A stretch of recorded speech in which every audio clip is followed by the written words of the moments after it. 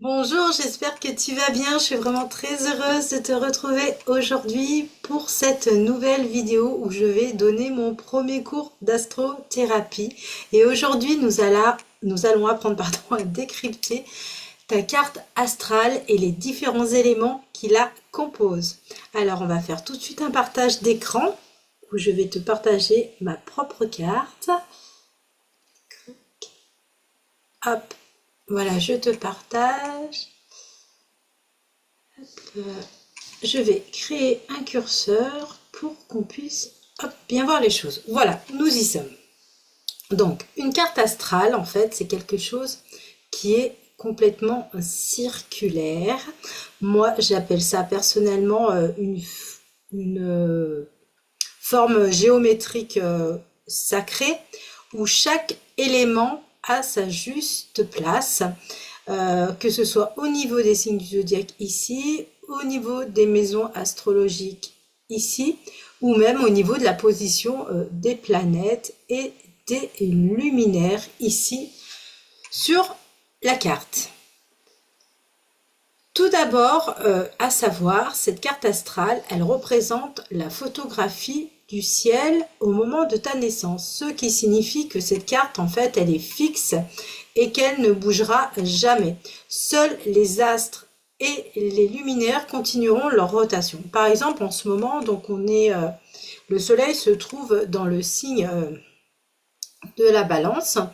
Donc tout simplement, il est à 25 degrés, donc il est en train de transiter, voilà mon Uranus, et quand le soleil transite un point précis de notre thème, en fait il met en lumière des choses qui sont nécessaires pour notre évolution, et donc là justement, se libérer de certains poids émotionnels en lien avec le passé. Et donc, comme il est rétrograde dans mon thème natal, c'est pas gagné parce que c'est des mémoires karmiques. Et donc, en face, on a la lune, donc qui va se trouver aussi là sur mon petit chiron et qui va me demander tout simplement de prendre ma place et de me positionner. Donc voilà, d'oser me positionner pleinement. Voilà, c'était juste pour faire un petit détail pour voir un petit peu, pour te faire comprendre comment les choses fonctionnent. Qu'est-ce que j'aurais oublié de te dire par rapport à tout cela? Donc, chaque astre, en fait, comme je t'expliquais, a une position précise dans ta carte. Et il est là, en fait, pour ouvrir un sas énergétique pour que toi, tu puisses te relier au fur et à mesure à la vibration la plus élevée de toi, que tu peux appeler grande conscience, ou encore âme, ou encore intuition, ou encore inconscient. En fait, tous ces mots veulent dire la même chose. En fait, ta carte astrale, elle va t'aider tout simplement à retrouver la mémoire et à comprendre le but de ton voyage sur Terre. C'est-à-dire qu'elle va mettre en lumière tes dons, tes potentiels pour réaliser ta merveilleuse mission de vie, mais aussi elle va mettre en lumière tout ce qui te bloque pour pouvoir la réaliser pleinement, tu vois. Elle t'aide à comprendre aussi ta manière unique de gérer tes émotions, de communiquer avec tes guides, de communiquer avec ton âme. Elle te relie en fait à un outil qu'on a tous à l'intérieur de nous, que moi j'appellerais GPS intérieur, donc en l'occurrence ton âme, et qui connaît tout de toi. Elle connaît ton présent, elle connaît ton passé, elle connaît ton futur, et elle est à même, de te diriger pas à pas pour que tu puisses créer la destinée qu'elle a choisie pour toi avant de s'incarner sur Terre, et ce qu'elle a choisi de vivre en fait à travers toi. Donc, si on revient à notre carte astrale, donc tu remarques que notre carte astrale, la carte astrale, elle est divisée en deux par cette grande flèche.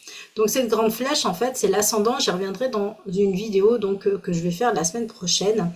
Donc l'ascendant, en fait,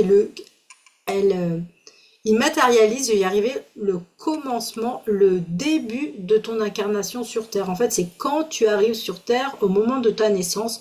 Voilà, ton ascendant est matérialisé ici en fonction de ton lieu de naissance et de ton heure de naissance. Donc voilà, ça matérialise sur ta carte le signe dans lequel va se trouver ton ascendant. Mais j'y reviendrai plus en détail la semaine prochaine. D'accord? Donc, tout ce qui se trouve en dessous de ton ascendant, en fait, c'est toutes les expériences que tu as choisi de vivre au niveau terrestre. Ok? Tout ce qui se trouve au-dessus de ton ascendant, en fait, c'est tout ce que ton âme a choisi de vivre au travers de toi pour ton évolution spirituelle et pour la sienne aussi, ok? Et au centre, tu vois, il y a un tas de traits bleus, rouges, donc on appelle ça les aspects. Par exemple, si je mets les aspects à l'ascendant, en fait, un aspect, ça permet, je vais plutôt prendre la Lune. Si par exemple, je mets les aspects à la Lune, en fait, les aspects, ça permet d'établir le dialogue entre un luminaire et une planète, ou entre deux planètes, ou entre deux luminaires. Donc là, par exemple, si on regarde la Lune, elle est en carré avec Neptune, elle va être en trigone avec Pluton, elle va être en opposition avec le descendant, elle va être en trigone avec Mars, et elle va être en carré avec Mercure. Donc tout ça, c'est des dialogues. Et donc les dialogues entre les planètes permettent tout simplement de mettre en lumière les parties de toi que tu ignores et qui sont encore logées dans ton inconscient. Et ça permet justement de les faire remonter à la surface quand justement, ben voilà, il y a un petit soleil qui passe ici. Si je tape sur Uranus, il y a un certain nombre d'aspects donc qui vont remonter à la surface pour enclencher en nous donc un processus de libération et un processus de guérison qui est puissant. Donc, c'est vraiment toutes les mémoires qui sont vraiment logées dans notre inconscient qui vont remonter à ce moment-là. Voilà, je crois qu'aujourd'hui, pour cette vidéo, je vais m'arrêter là.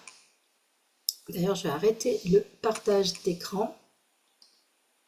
Voilà, je vais m'arrêter là pour cette vidéo, donc je disais. J'espère qu'elle t'a plu, j'espère qu'elle t'a inspiré. Si tu as des questions, n'hésite pas à les noter en commentaire sous la vidéo. Je ne manquerai pas de te répondre et puis de t'éclairer. La semaine prochaine, en fait, je vais rentrer plus en détail sur la position de ton ascendant, de ton soleil et ta lune et comprendre qu'est-ce qu'elles ont à te dire sur toi et pourquoi ces éléments sont si importants lorsqu'on commence à étudier un thème natal. Voilà, je t'embrasse, je te souhaite une excellente journée et je te dis à la semaine prochaine pour un prochain cours.